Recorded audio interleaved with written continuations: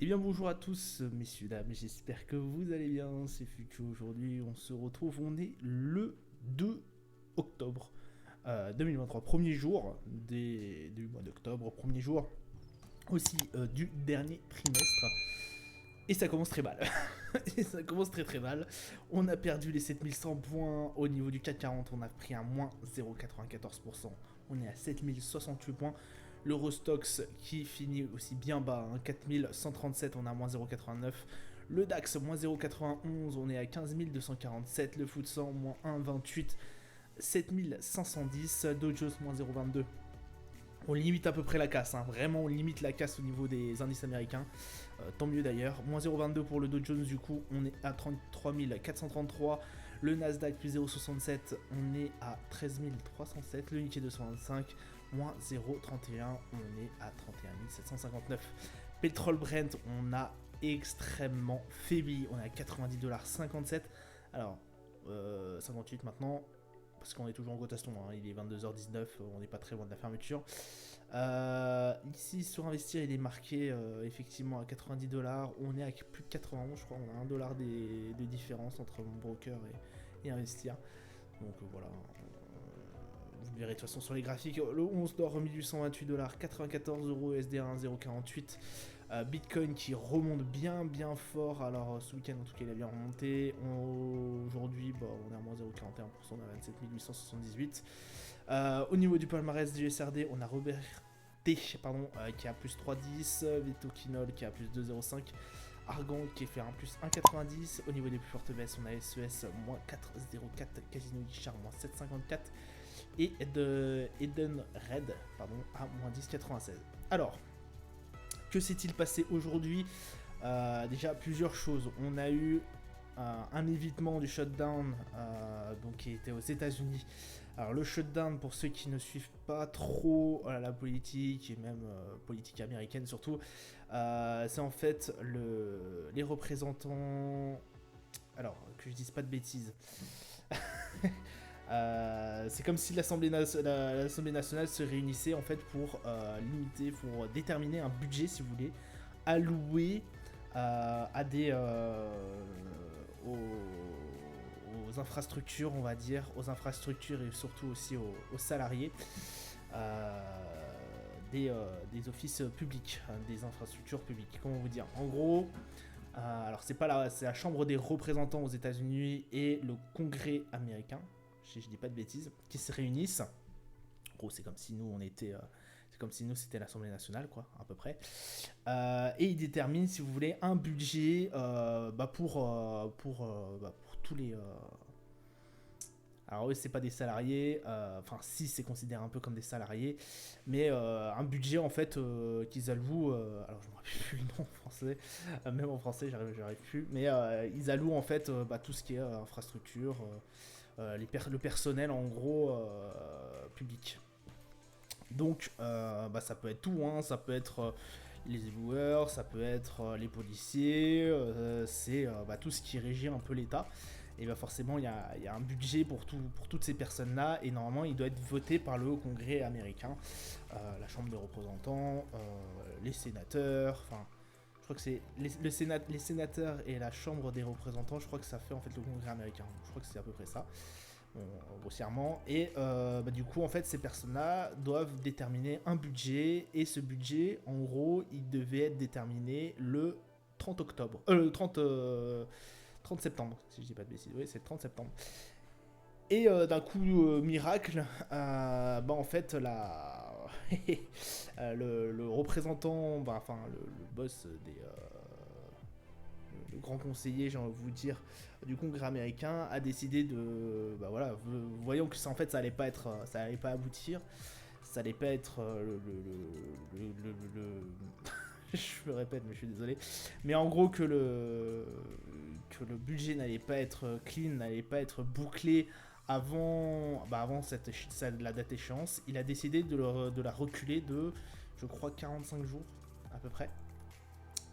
Et du coup, ça permettrait au Congrès de débattre encore du nombre de milliards qu'ils allaient fournir pour que toute la machine puisse fonctionner. C'est un très très gros problème parce qu'en fait s'il y a un shutdown, en gros c'est comme si tous les employés municipaux, c'est comme si par exemple nous, toute la SMCF ne touchait plus aucunement un salaire. Donc toutes les personnes qui travaillent de près ou de loin avec l'État ne touchent plus aucun salaire. Et ça peut être très très problématique parce qu'on a eu ça il y a quelques années où il y a eu justement une personne, voilà, une grande marque de bière qui ne pouvait pas commercialiser sa bière justement aux États-Unis pour la simple et bonne raison qu'en gros, il y avait personne pour valider ce papier, ce dossier.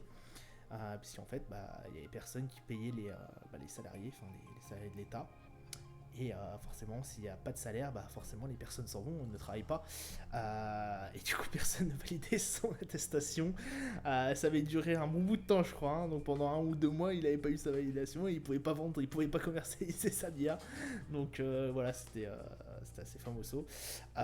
Mais ça fait, ouais, je crois que c'est depuis 1980, en tout cas, je crois de tête. J'ai vu ça dans les papiers. Ça fait 8 ou 9 fois qu'il y a un shutdown. Donc là, on l'a évité de justesse, puisque vraiment, ça a été voté in extremis. Mais 45 jours, donc ils ont 45 jours pour se mettre d'accord. Bon, normalement, ça devrait le faire. Hein. Vous me direz, la fois dernière, il y a quelques mois, c'était le budget qui était en cause. Et ça a mis beaucoup plus de temps aussi. Et ça avait fait un peu trembler les marchés. Voilà, on avait réussi de justesse à trouver un budget. Parce que je vous rappelle que là, bon, avec les républicains et les démocrates, c'est compliqué. On est pratiquement à 50-50 sur les sièges, donc dès qu'il y a une loi à faire passer en commun, enfin dès qu'il y a un budget ou même une loi à faire passer en commun, alors là c'est le bordel. Donc voilà, on fait très très attention et du coup, vu qu'il y a eu un retard d'échéance, vu qu'on leur a dit bon écoutez, on vous laisse 45 jours de plus, forcément les marchés ont très très bien apprécié. Hein. Parce que je vous rappelle que là, si vraiment on paye pas les salariés du jour au lendemain, il y a beaucoup de choses qui ferment. Il y a beaucoup de choses qui ferment aux États-Unis aussi. Hein. Voilà, tout ce qui a un rapport de près ou de loin avec l'État, hein, quand même. Comme je vous ai dit, les personnes qui essaieraient, par exemple, de proposer leurs produits aux États-Unis, s'il y a shutdown, bonne chance. Bonne chance. Ça peut mettre un peu de temps. Donc voilà, il y a ça, il y a aussi forcément tout ce qui est police, tout ce qui est... il y a aussi dans les eaux et tout apparemment, donc vraiment tout ce qui a aussi en rapport avec l'Ukraine, il y a aussi des choses en rapport avec l'Ukraine, par exemple les aides destinées à l'Ukraine, du coup elles vont être repoussées. Donc voilà, c'est pour ça que dans un premier temps en fait, les indices avec ce retard du shutdown potentiel, les indices avaient performé mais d'une façon assez extraordinaire, ont été allés chercher les 7200 points. Voilà, sur le CAC 40 on a été allés chercher les 7200 points. Si c'est pour vous rendre compte qu'en fait, en ce moment, c'est vraiment incroyable la volatilité qu'on a sur les marchés. C'est vraiment fou. Vraiment, vous allez voir sur le graphique, les mèches, elles sont incompréhensibles. C'est très très très compliqué déjà de voir sur le long terme. Mais alors là, sur le court terme, je vous raconte même pas. Hein. La personne qui s'est mis en position ce matin parce que ça montait. Et là, elle est en train de se manger une violente descente. Hein, et c'est pas en train de s'arrêter, hein, la violente descente. Donc on a eu ça, on a eu aussi bien évidemment qu'est-ce qui a fait changer en fait l'humeur de ce marché. C'est notamment le PMI manufacturier en zone euro, qui a été, alors, semble-t-il, décevant, ce qui est assez paradoxal puisque le consensus avait prévu ce chiffre-là quand même. Donc assez incroyable, vraiment assez incroyable. En revanche, on parle pas du tout du PMI manufacturier américain. C'est pour ça que je suis pas forcément en total accord avec c'est ce qui est marqué ici. On parle pas du PMI manufacturier américain qui lui est sorti et qui était meilleur. Ce qui normalement aurait dû contrebalancer la performance. Alors, on voit bien ici, alors malgré que le Dow Jones fasse la gueule à moins 0,22%, on voit ici que le Nasdaq quand même a réussi à prendre un petit ascendant, mais c'est pareil, le Nasdaq, vous allez voir la volatilité, c'est incroyable. Chose aussi bizarre et incroyable, c'est que le Nasdaq était en sous-performance, toute la tech en tout cas était en sous-performance ce matin. Et là on voit bien que le Nasdaq est en performance alors que tout le reste des indices est en sous-performance. Enfin, tout le reste des indices est en train de se casser la gueule. Et on sait que le Nasdaq est vraiment très coléré. Il est forcément à tout ce qui est technologie. Donc voilà un peu ce qui nous a secoué sur les marchés, calendrier d'annonce économique. Du coup, comme je vous le disais, alors on a eu les taux de chômage, certes, de certains pays européens qui ont été, j'ai envie de vous dire, soit bons, soit mauvais, ça dépend. On a eu le PMI manufacturier, du coup, dans la zone euro. Et ça, c'est assez intéressant. C'est vraiment assez intéressant. Puisque on a eu 43.4. Alors, certes, il se dégrade. Pas grand-chose, mais il se dégrade. Ce qui ferait dire, j'ai envie de vous dire, enfin, j'ai envie de vous faire voir aux investisseurs que potentiellement, il y aurait une récession en Europe. Oui, alors, c'est possiblement possible, mais pour l'instant, on n'y est pas encore. Et on reste du coup assez prudent là-dessus. Bon, ce qui est assez fou, c'est que quand même, on n'a pas reculé grand-chose, on a été bon sur le consensus, enfin vraiment, il n'y a pas grand-chose à dire de plus. Regardez, l'ISM manufacturé PMI aux US, on n'en a pas parlé, pourtant il est bien plus supérieur que ce qu'on attendait. Donc, bah écoutez, à voir ce que va nous sortir la semaine prochaine, enfin, durant cette semaine, parce qu'on aura pas mal d'indicateurs aussi. Demain, on aura l'ARBA, la décision des taux d'intérêt au niveau de la banque australienne, banque centrale australienne. On aura aussi le JOLT, qui est très attendu et que j'espère qu'il va donner un peu, faire changer la donne au niveau des marchés. Ce qui pourrait être assez intéressant, mais par contre, si le JOLT est pas bon, ça va descendre sec. Ça va descendre sec encore. Donc, on est vraiment sur des marchés, j'ai envie de vous dire, moi j'attends vraiment de voir ce qui va se passer.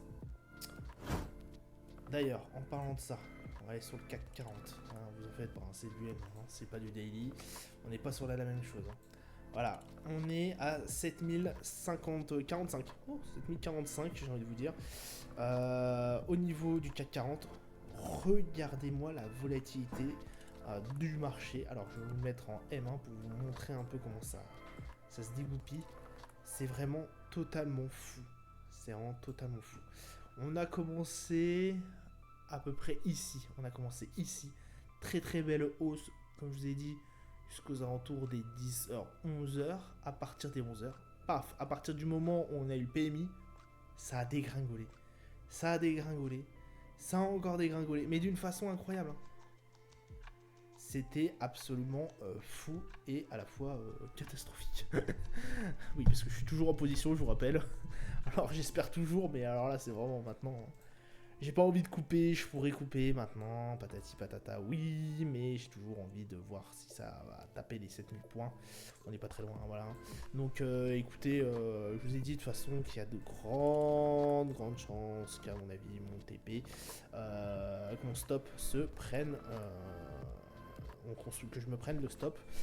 Normalement vous êtes plus en position parce que vous l'avez mis à 7000 et quelques. Ou 7100, pardon, j'avais mis 7100. Vous l'avez pris à 7100, donc normalement là vous êtes sorti de cette spirale infernale. Parce que là, en fait, ce que je suis en train de m'apercevoir, c'est qu'il y a une tendance foncièrement baissière qui est en train de s'installer.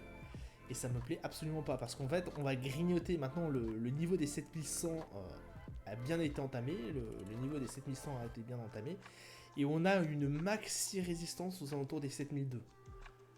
Donc en gros, pour aller chercher au-dessus des 7002, va falloir un peu de courage, quoi.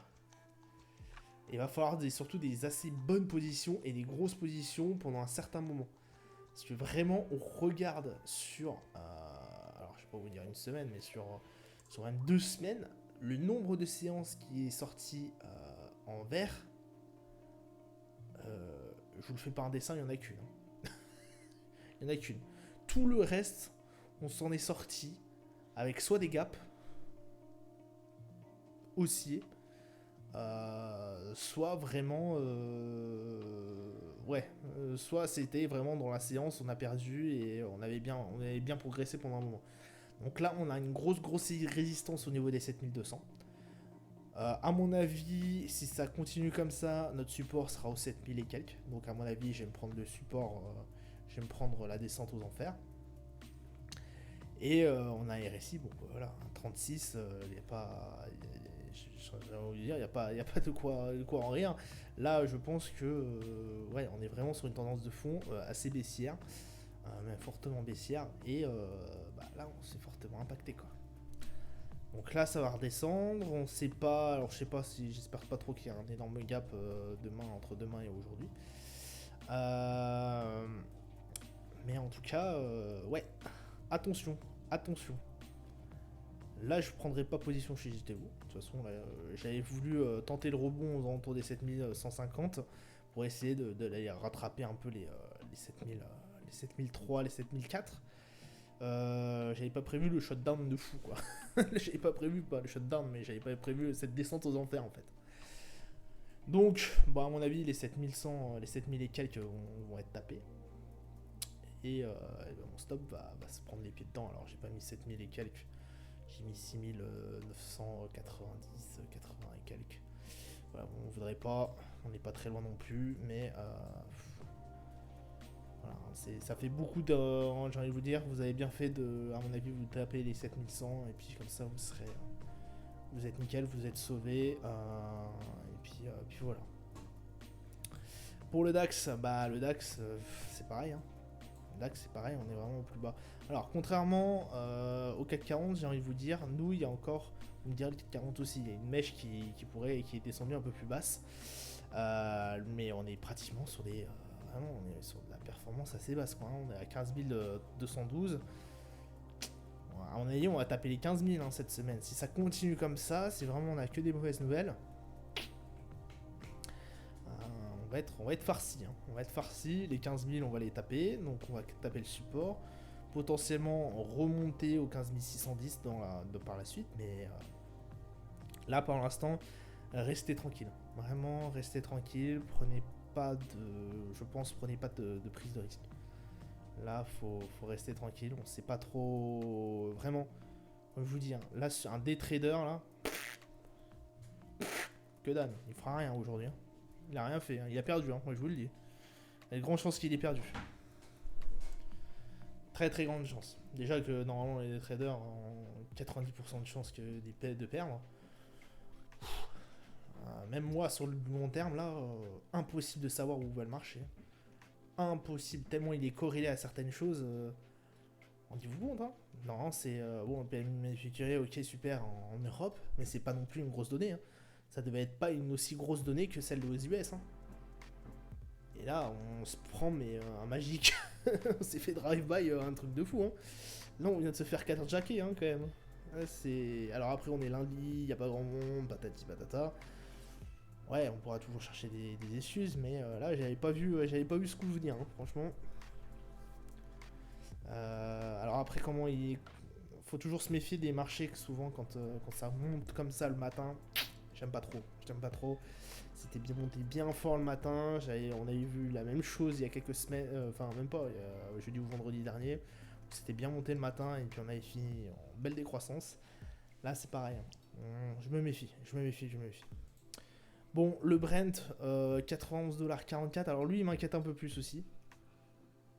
On avait bien monté aussi, forcément avec les indices et tout, on avait bien monté. Là, le problème, c'est qu'on est très très proche. Alors après, on va me dire, on est très très proche de la mèche qu'on a eue, mais par contre, on avait eu cette mèche, mais on avait réussi à remonter par la suite. On a un stop ici, hein, vous voyez, aux alentours des 90. Possible qu'il redescende. Alors lui, ça me ferait un peu moins bidouché, j'ai envie de vous dire. Pourquoi? Parce que c'était vraiment un trade pour le kiff là. Là, c'est vraiment un trade. J'avais commencé ce trade là pour vraiment un peu ouais un peu kiffer voir si il pouvait effectivement atteindre les 100$, voire un peu plus, mais là à voir, à attendre. Pour l'instant je m'avoue pas vaincu tant que ça n'a pas tapé le stop. pour l'instant, ça devrait être bon. Bon, on a un RSI qui décante un peu, hein, qui arrive à 50. Et un MACD, bon, voilà, qui commence à se réduire un peu. Alors, le 11 d'or, je vous avais dit de ne pas prendre de position. Je maintiens toujours ce que je vais dire. Voilà, parce que là, c'est incroyable. Hein. On a un RSI à 20. Enfin, qu'est-ce qui se passe, quoi. On va taper. Moi, voilà, les 1800 vont être tapés, à mon avis. Les 1800 vont être tapés. Alors, normalement, là, vous avez fait un bon trade déjà. Autour des 1900, si vous avez clôturé à 1900 et quelques, et que je vous avais dit de prendre des positions autour des 1832, là, normalement, vous avez déjà pris quelque chose. Si vous n'avez pas écouté après, vous avez voulu prendre à 1870, vous êtes bon encore. Par contre, à partir de là, des 1870-1900, je vous avais dit de couper vos positions. Là, je maintiens toujours ce que je vais dire. Malgré que ça redescend. On reprend pas de position derrière. Pourquoi ? Parce qu'à mon avis, il va avoir un redressement pharaonique. Il va avoir un souffle qui va être repris. Hein. On va reprendre son souffle et pourquoi pas redescendre par la suite. Alors c'est au moment où justement il va reprendre son souffle et qu'il va redescendre, on va essayer de prendre position pour les 1805. Mais là ça reste très dangereux. On a un RSI à 20, donc bien en dessous de la normale. Bien en dessous des 30 qui est à peu près normal.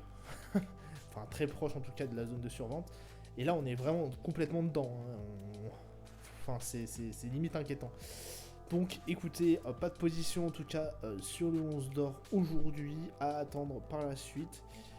Effectivement, qu'on souffle, qu'on reprenne son souffle et qu'on aille taper par en dessous, plus tard, après. Mais pour l'instant, pas de position.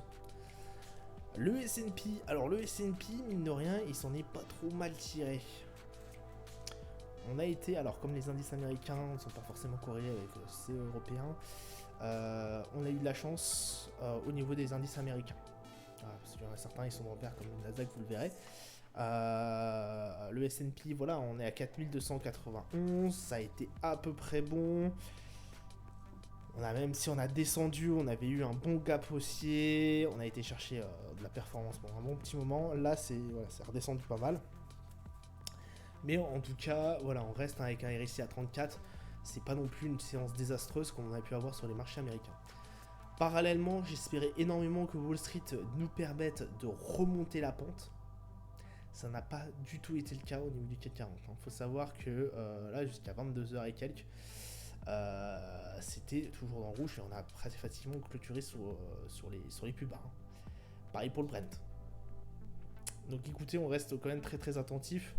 Est-ce que potentiellement,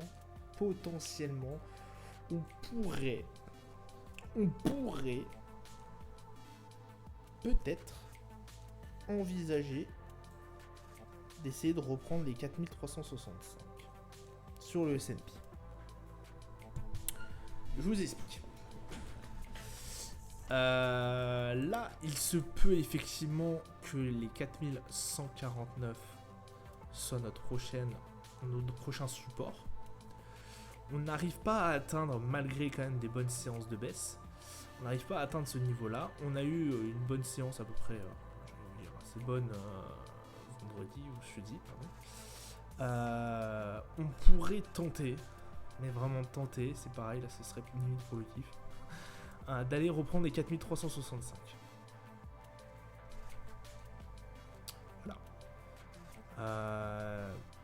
Si vous avez une pièce, peut-être à envoyer sur le S&P pour reprendre ce 4365, mais encore j'en suis même pas sûr. J'en suis vraiment même pas sûr. Essayez et puis vous mettez un stop, allez au 4002. Ouais, 4002.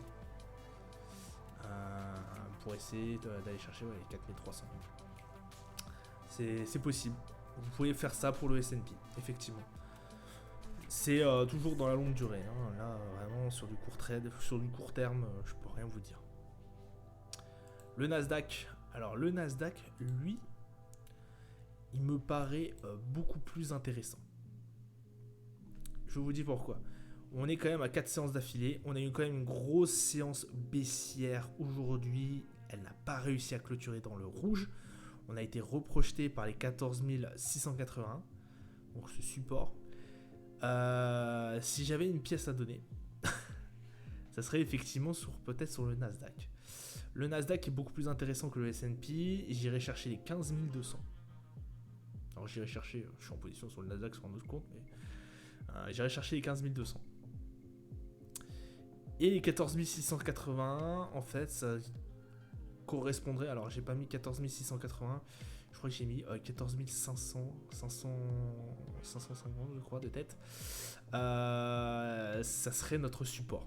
Ça serait notre stop loss, pardon. Notre support est aux alentours des 14 680, comme je l'ai dit. 14 500, ouais, ça serait 14 450, je crois. 14 550. Ça serait effectivement no stop. Donc du coup, bon, voilà.